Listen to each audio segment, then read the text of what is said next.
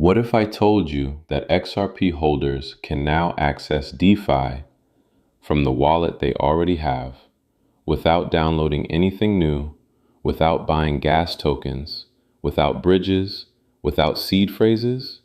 Yeah, Flare just launched something called Smart Accounts, and it already has over 100 million XRP flowing through it. Meanwhile, a 12th XRP ETF just filed with the SEC, and a 100-year-old French bank just became the first in Europe to get full MiCA crypto approval. So let's break down what's actually happening across the XRP ecosystem right now. Okay, so here's the problem. XRP has one of the largest holder bases in all of crypto, billions of tokens, and most of it is just sitting there doing nothing.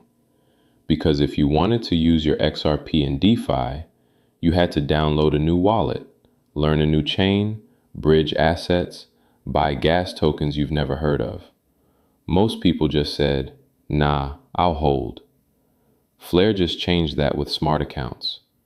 Every XRPL address automatically gets assigned a unique smart account on the Flare blockchain that only that address can control. You don't create it, you don't set it up, it just exists. Here's the workflow. You open your existing XRPL wallet, like Zaman, which holds over 2 billion XRP in its ecosystem. You send a standard payment transaction with instructions encoded in the memo field. An operator picks that up, gets a cryptographic proof through Flare's data connector, and your smart account on Flare executes whatever you told it to do. Mint FXRP, deposit into a yield vault, interact with lending protocols, all from one transaction in the wallet you already have, and the numbers prove it out. Over 100 million FXRP minted in just 5 months since F Assets launched last September. That's roughly $150 million flowing onto Flare, and 89% of that FXRP is actively deployed across DeFi apps, not sitting idle, working, earning yield across Kinetic, Firelight, Mystic, and Upshift. Daily inflows? Between 500,000 and 2 million XRP every day. Firelight's staking protocol hit its 48 million cap in less than 24 hours. And Flare CEO Hugo Fillion is targeting 5 billion XRP on Flare by mid-2026, 50x from here. Now the skeptics raise fair points. The operator relaying transactions is centralized. If it goes down, smart accounts stop. All logic runs through one master account controller contract. An XRPL validator vet warned, quote, for every ounce of yield users get from their XRP, they are paying with some amount of risk, end quote. Plus, XRPL itself is adding native AMM and lending capabilities. So there's a real question of whether Flare becomes essential or gets bypassed when XRPL becomes programmable enough on its own. But 100 million FXRP in 5 months with 89% utilization, that's product market fit. Okay, so while Flare is building the DeFi layer for XRP, Wall Street just added another way to get exposure. Yesterday, March 11th, Kurv Investment Management filed an effective prospectus with the SEC for the Kurv XRP Enhanced Income ETF, ticker KXRP, listing on CBOE BZX.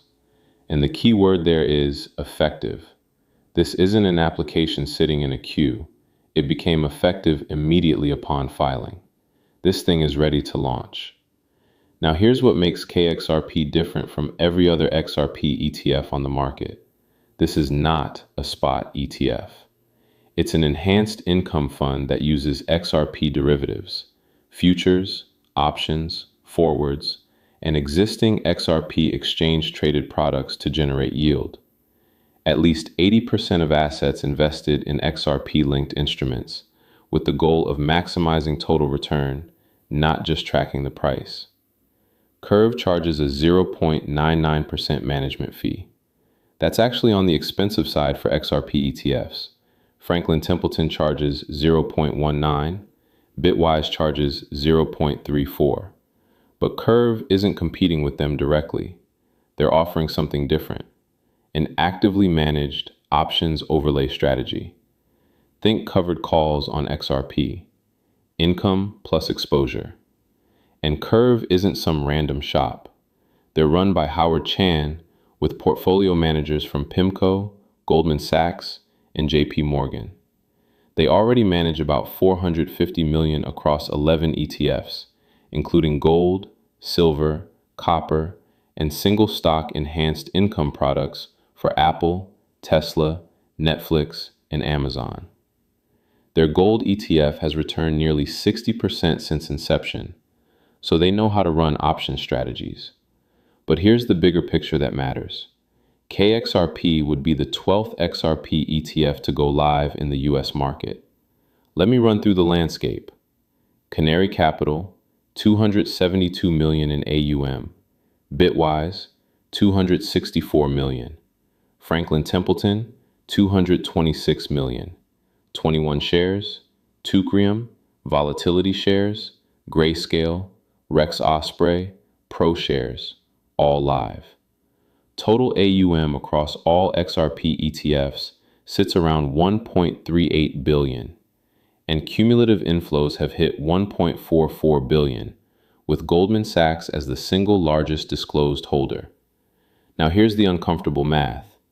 XRP has actually dropped about 45% since the first ETFs launched, from around 250 down to 137. So despite 1.44 billion in inflows, total net assets across all XRP ETFs are below $1 billion. That's a lot of unrealized losses.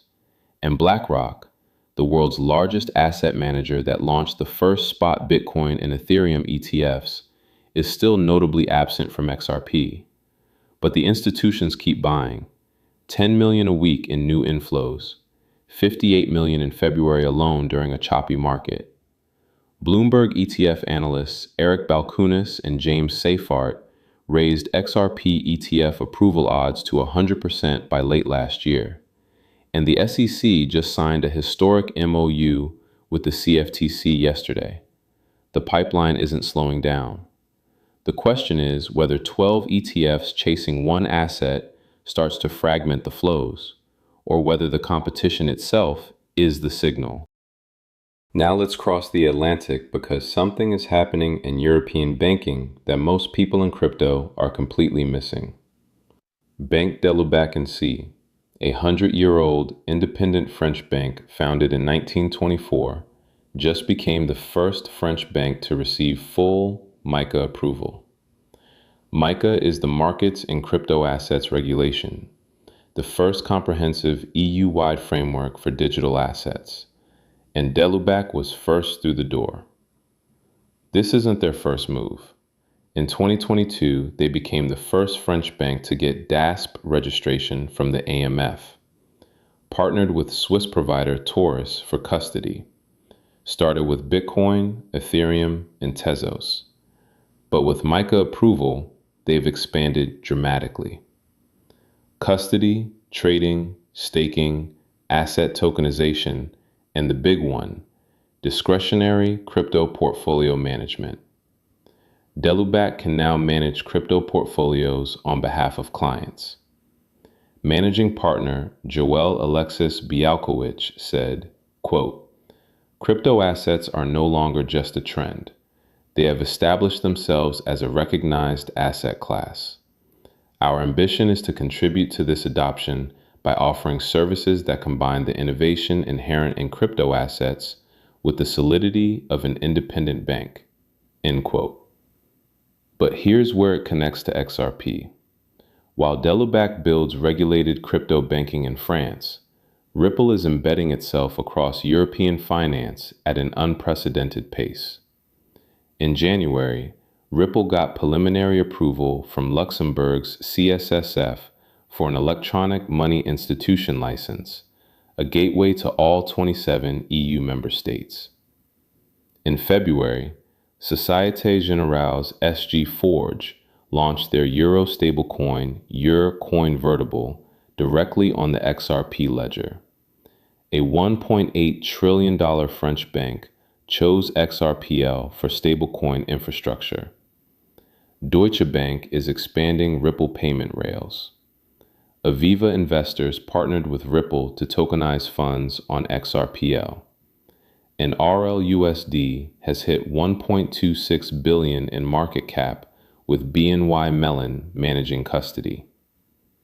The skeptics will say Delubac is a 300-person boutique, not BNP Paribas. Fair, but MiCA approval means they can offer any qualifying crypto asset. And with XRPL already hosting Société Générale stablecoin, the infrastructure is sitting right there. Here's the macro picture. 42 U.S. banks formally opposed Ripple's federal banking license. The American Bankers Association blasted the OCC for granting it. But in Europe, Luxembourg, France, Germany, the UK, institution after institution is building on XRPL or getting licensed for digital assets. The regulatory arbitrage between U.S. resistance and European embrace is creating an accelerated adoption window, and Ripple is positioned right at the center of it. So here's what I keep coming back to. Flare Smart Accounts turned every XRPL wallet into a DeFi remote control. 100 million XRP flowing through it. Kurv filed the 12th XRP ETF, while 1.44 billion in institutional money keeps pouring in. And in Europe, a 100-year-old bank got full MiCA approval, while Société Générale put their stablecoin on XRPL. DeFi infrastructure, Wall Street access, European banking integration. 3 completely different vectors, all expanding XRP's utility at the same time. While everyone debates price action, the actual infrastructure is being built in every direction. The question isn't whether XRP is becoming useful. It's whether you noticed before everyone else did. If this breakdown helped you see what's being built across the XRP ecosystem right now, smash that subscribe button and drop a comment. Are you using Flare Smart Accounts to put your XRP to work? I read every single one. See you in the next one.